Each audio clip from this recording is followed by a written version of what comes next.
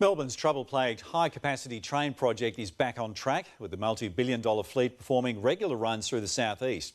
But this year marks 30 years since we tried another idea to boost passenger numbers by copying Sydney's double-deckers. Andrew Lund explains. After 2 years of delays, Melbourne's $2.3 billion fleet of high-capacity trains is now becoming a relatively common sight on the rails. We're effectively rolling out one every 2 weeks approximately, so all going well. Obviously, long testing process, but hitting our straps now. But 30 years ago, when transport planners were trying to boost capacity, they looked to Sydney, and it didn't end well. Leaving one of the most expensive trains ever built in Australia standing idle in the yards. Melbourne's first and only double-decker train was delivered in 1991.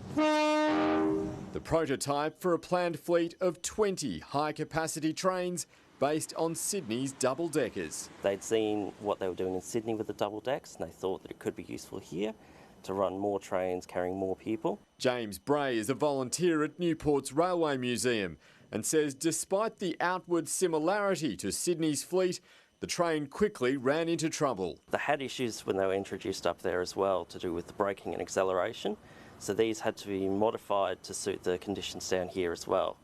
And these modifications weren't necessarily successful. And so the train known as 4D, which stood for Double Deck Development and Demonstration, spent much of its time in the sidings. Checks this afternoon uncovered further electronic problems, forcing the state-of-the-art train out of action for this evening's peak. Embarrassed rail officials hope the train will be ready for tomorrow's rush hour. When it could run, it took passengers longer to board and was confined to the eastern suburbs. The city loop wasn't so much of a problem, it was more the road bridges on the lines. There were too many of the lowered road bridges which were built to support single-deck trains rather than double-deck trains. Melbourne's double-decker experiment ended in 2002 with the set stored here at Newport.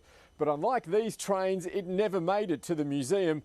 The carriages were broken up and scrapped in 2006. We can run more trains per hour with a single-deck arrangement and more doors than we can with the double-deck arrangement. Perhaps some things are best kept north of the border.